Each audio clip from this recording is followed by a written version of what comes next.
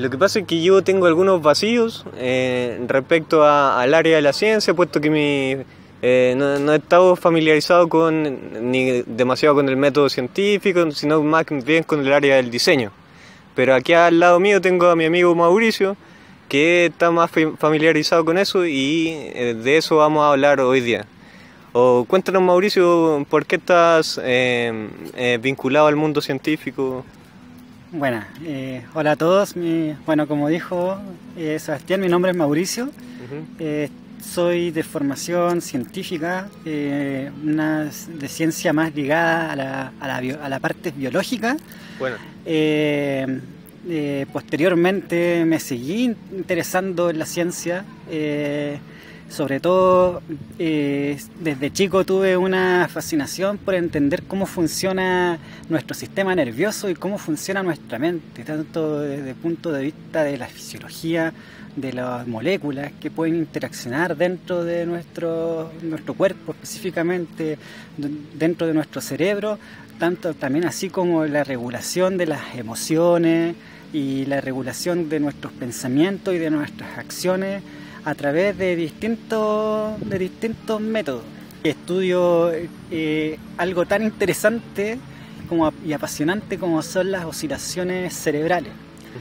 Oscilaciones cerebrales relacionadas a las emociones y específicamente al miedo, y cómo efectos como insultos, por así decirlo, como insultos estresantes que le ocurren a todas las personas, es transversal tanto a animales como a las personas, que ocurren dentro de nuestra vida, pueden afectar nuestro comportamiento y pueden estas oscilaciones verse moduladas por efectos como el estrés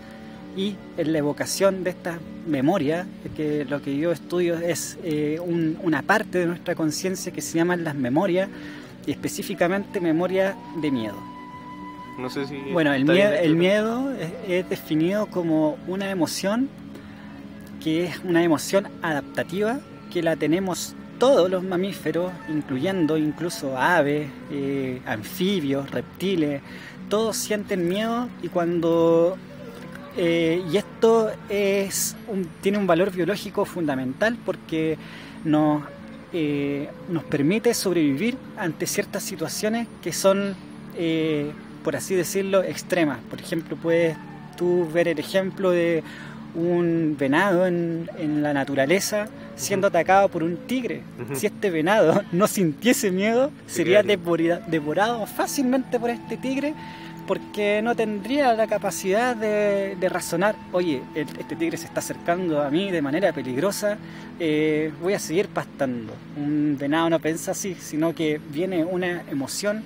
que involucra a sistemas que están dentro de nuestro cuerpo, como el sistema nervioso simpático, que es el primer sistema de amenaza, de alerta, que se activa y aumentan dentro de nuestra sangre cierta cantidad de hormonas, como por ejemplo la adrenalina en primer lugar, la noradrenalina, que van a actuar dentro de nuestro organismo para hacer una primera respuesta que se llama una respuesta de lucha y escape, o lucho contra el depredador, si está demasiado cerca, lucho, o si está a una distancia relativamente lejana, me escapo. Pero si realmente estoy ante una amenaza de la cual yo no soy consciente de dónde viene, en qué dirección viene esta amenaza, lo que yo voy a hacer es quedarme quieto. Y esa es una característica que se llama inmovilidad o freezing, que se llama en la ciencia, que eso significa en español congelamiento. Estar paralizado. Oye, ¿y se podría aplicar a los humanos, a algunos humanos que se quedan como quietos, inmóviles, sin saber qué hacer en sus vidas tal vez? ¿Será porque tienen algún tipo de miedo? ¿Se podría? Lo que pasa es que este estudio de esta emoción básica que tenemos todos y que tiene un valor adaptativo para nuestra supervivencia, está muy relacionada también con lo que tú dices, porque por ejemplo, ante una situación bien traumática, estresante, como puede ser en el caso de una mujer una violación, por ejemplo, un accidente de tránsito, o podemos irnos a un evento como un desastre natural, un terremoto. Hay gente que es capaz de arrancar inmediatamente, pero hay gente que se queda paralizada en el terremoto, y si no es removida por alguien, oye, reacciona, arranquémonos, hagamos esto, quedémonos quietos, vámonos a un lugar más seguro, le puede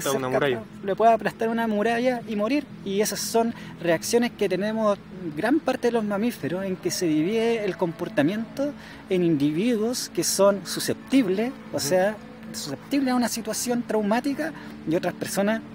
que es un concepto moderno dentro de la psicología del comportamiento, que es la resiliencia, que son personas que son capaces de ser altamente resistentes a las adversidades, ya sea adversidades naturales, con traumas naturales, o traumas también psicológicos, como bullying en el trabajo, o bullying en el colegio, o distintos tipos de situaciones. Entonces el cerebro puede actuar de estas dos maneras, y eso está correlacionado también con distintas proporciones de liberación de ciertos neurotransmisores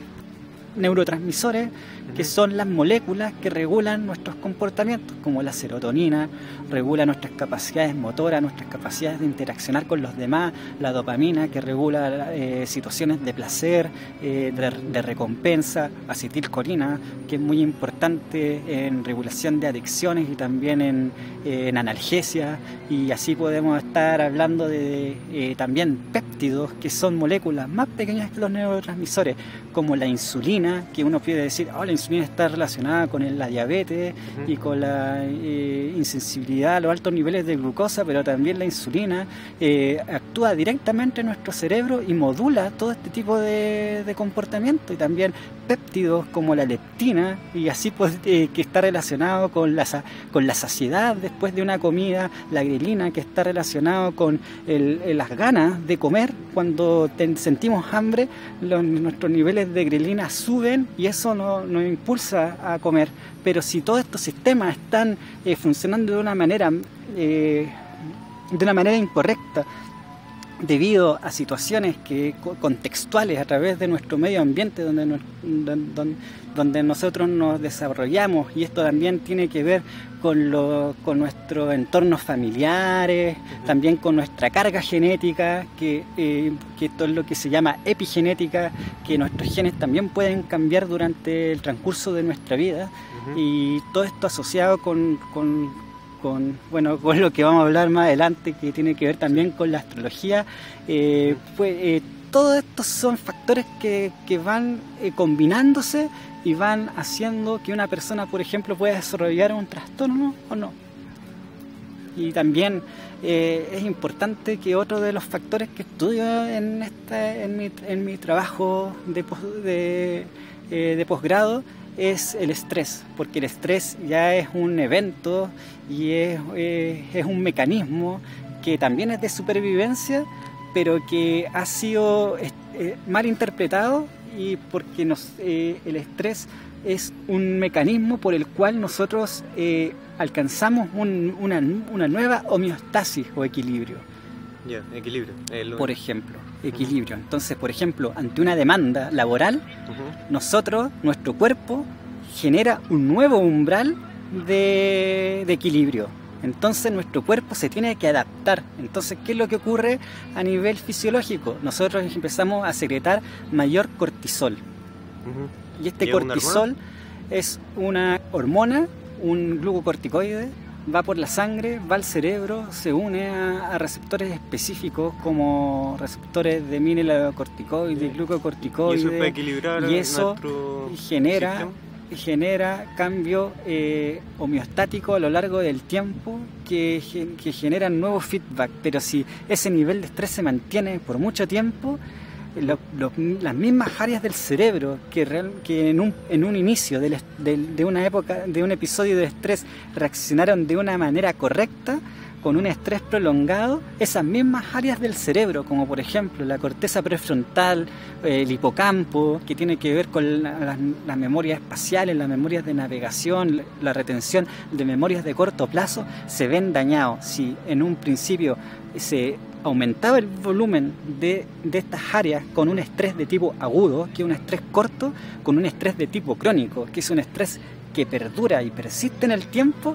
lo que ocurre con estas áreas del cerebro es que se atrofian. Y si el estrés es muy persistente, es irreversible esta atrofia y altera definitivamente nuestras capacidades cognitivas. O sea, la gente que está demasiado tiempo en el trabajo, estresado permanentemente, o sea, inevitablemente va a terminar tarada en el futuro, ¿no? No sé si tarada, pero su áreas como la corteza prefrontal, que tienen que ver mucho con la flexibilidad cognitiva, con la toma de decisiones, con la navegación, el hipocampo, que tiene que ver con el recuerdo, el núcleo accumbens, que tiene que ver con la discriminación de recompensa, la amígdala, que es un área muy importante, que es el centro del miedo dentro de los mamíferos. Todas esas áreas se ven afectadas directamente con el estrés, entonces el procesamiento de esas emociones se ven afectadas. Entonces, ante una persona que está estresada, ante una situación en que tiene que tomar una decisión rápida, no lo va a poder hacer y puede eso desembocar en una decisión que tuvo que tomar en un segundo, que era vida o muerte, y puede en un momento de un discurso, no sé, ante muchas personas, si no está bien modulada las áreas que interconectan nuestra capacidad lingüística de hablar, puede generar un trauma, puede generar que la persona, por ejemplo, se quede en blanco, o puede generar también que, como tú dices, capacidades como de lectura vayan disminuyendo, la memoria vaya disminuyendo, y el estrés es un factor y un índice de riesgo de enfermedades también, ya no tanto a nivel neuropsiquiátrico, sino más a nivel neurocognitivo, como el Alzheimer. Y como el Parkinson también. Oye, y el miedo y el estrés son palabras distintas, pero van de la mano, ¿no? O sea, si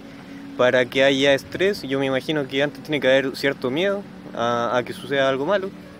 Es que el miedo per se es un estresor. Es un estresor. Yeah. Entonces las áreas en el cerebro que se activan ante un estrés y ante un miedo, que son